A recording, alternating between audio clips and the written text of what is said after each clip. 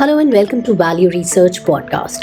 You're listening to First Page, a column written by Virendra Kumar. The Hindenburg Gambit: Short Selling and Political Meddling. With the research firm targeting SEBI, what once looked like financial activism is now blatant interference in India's economic sovereignty. Anyone can take two distinct views on Hindenburg Research's campaign. First, Hindenburg is an equity research outfit that specializes in negative research. It digs dirt against overvalued companies, shorts those stocks, makes its reports public, and thus makes a lot of money. This also helps the markets in general because it's good for companies to be valued correctly and bad for them to be overvalued. This was the nature of its report against Adani Group stocks in early 2023. Second, Hindenburg specifically targeted the Adani Group as part of a political campaign to tar India's biggest business groups and the government, and in the process, it made a lot of money shorting these stocks. Hindenburg is trying to discredit the SEBI investigation by making allegations against the SEBI chairperson. In the process, it also tried to make money again by shorting the Indian markets.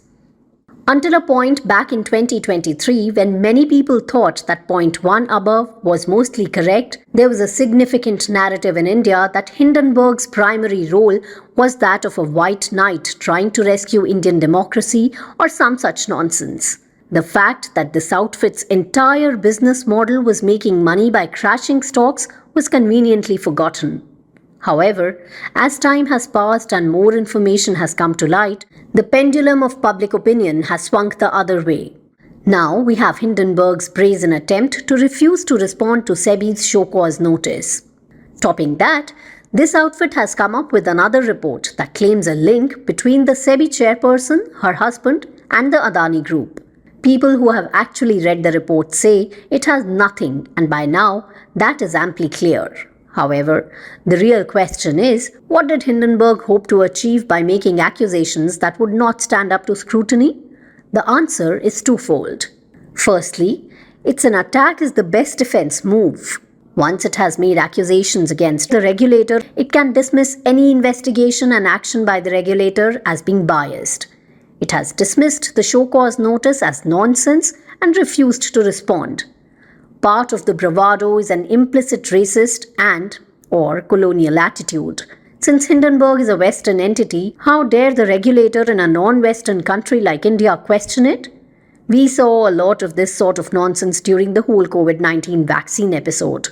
Secondly, this attitude is readily accepted and amplified by a part of the political and media establishment. The speed with which the Hindenburg accusations were accepted as valid and then repeated and amplified made it pretty clear that this was an organized and coordinated effort. Apart from acting to bolster Hindenburg's own defense, there was a clear hope that the markets would tank and that it would severely damage the regulator's reputation. Of course, there would also be a bonanza of anyone trying to short the markets. As if on cue, we had the spectacle of a section of politicians and media rising in a chorus to support Hindenburg.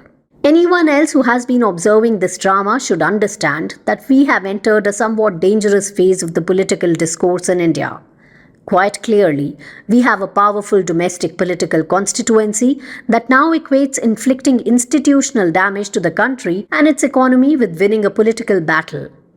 The Hindenburg saga is a stark reminder of the complex interplay between global finance, political interests, and national institutions. While short selling and investigative financial research have their place in maintaining market integrity, this affair raises critical questions about the potential for abuse and manipulation. We'll likely see more such episodes, and it's important for investors and the public to stay aware of all this and critically assess information from all sources at every step.